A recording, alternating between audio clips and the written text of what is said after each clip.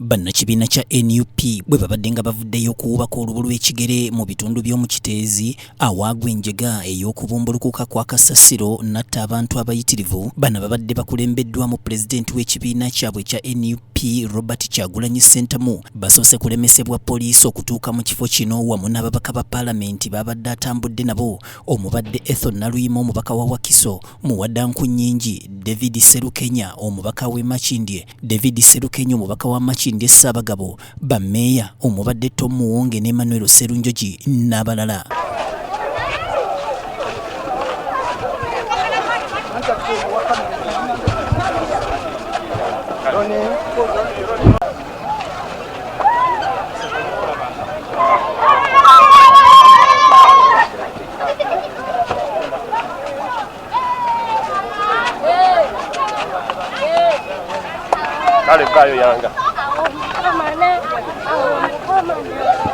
Oluvannyuma bano balambudde enkambi eno nga bakulembeddwamu John Cliff Wamala amyuka omwogezi w'ekitongole kya Red Cross.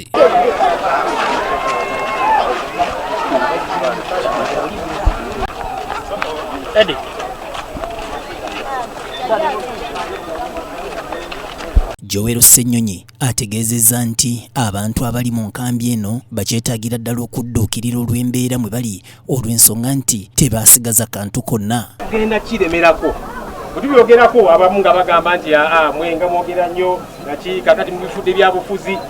Abantu bano bali mu kampu wano lwa byabufuzi, lwa bannabyabufuzi, lwa gavumenti obutafaayo.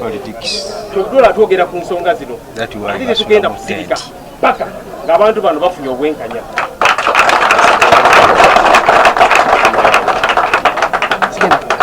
Abantu bano batubuuliddeko tibatiisibwatiisibwa, timwogera nnyo mu zikamera, timwogera nnyo mbeera egenda mu maaso, otherwise mujja laba ebinaabatuukako oba n'okugobebwa wano kwekunyigiriza kwe bayitamu.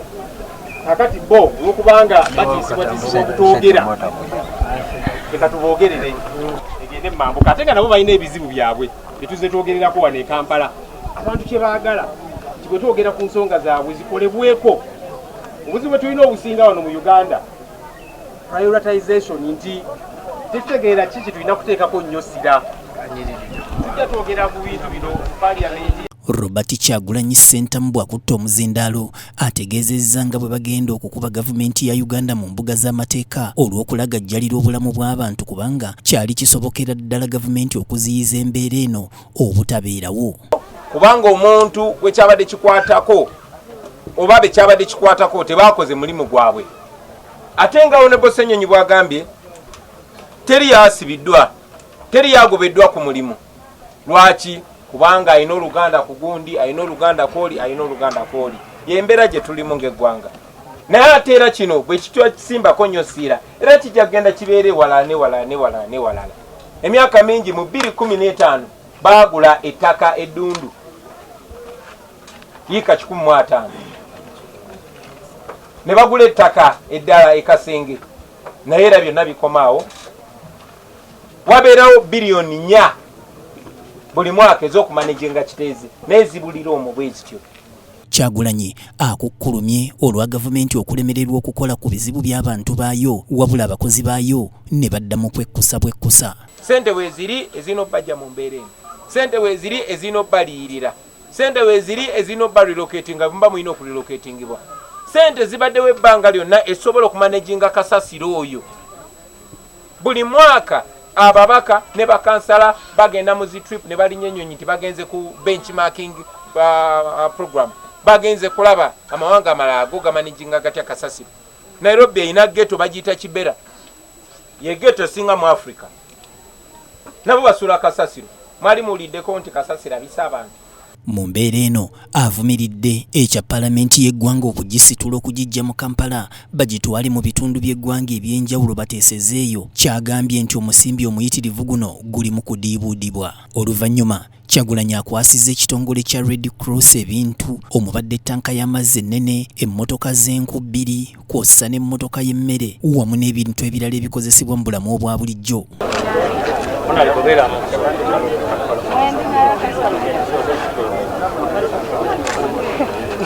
Era no petulina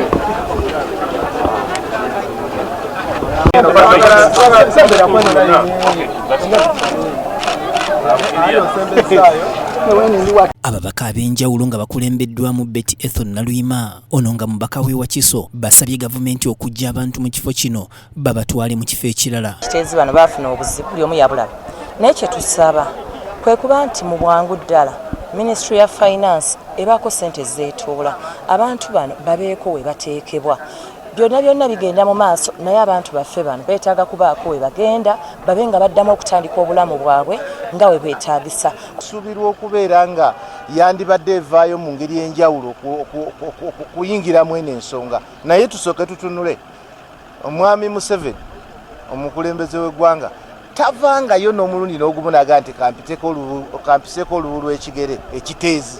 Abakulembeze abalala bw'obaawo ekizibu bwe kityo n'engendo bazivaako ne baba ku mawanga g'ebweru babiva ku ngendo ne bajja ne batunuulira ekintu naye ye omukulu tavangayo. Era tutandise okukwata emmotoka ekiro nga zijja mu Ssaabagabo kuba tebalina gye bamutwala. Ebimotoka tubikwata ekiro tetukyebaka ogera okulaba nga baleese bazze badampinge. N'olwekyo twagala obakakasa temuleta kasasiro wammwe mu Ssaabagabo eri model constituency esinga ambulance mu Uganda kati yesinga enguudo ennungi era ne kasasiro waffe twamumanaginga dda temutuleetera kasasiro wammwe. Omwogezi wa poliisi mu Kampala n'emiriraano Patrick Onyango ategeezezza nti bakyali ku mulimu ogw'okuggyayo abantu era nga kati embeera eriwo yakukozesa nkola ya ndagabutonde giyite DNA nga bagijja ku magumba g'abo abaavudde mu bulamu bw'ensi eno ssaako n'abantu baabwe okusobola okuzuula bannannyini mirambo gino. Taatawo ekiddako okuzuula emirambo be amagumba ago kujja gitwala mu ggwanika mulago bakole DNA ku bantu baabwe singa tuzuula ki kubazuula.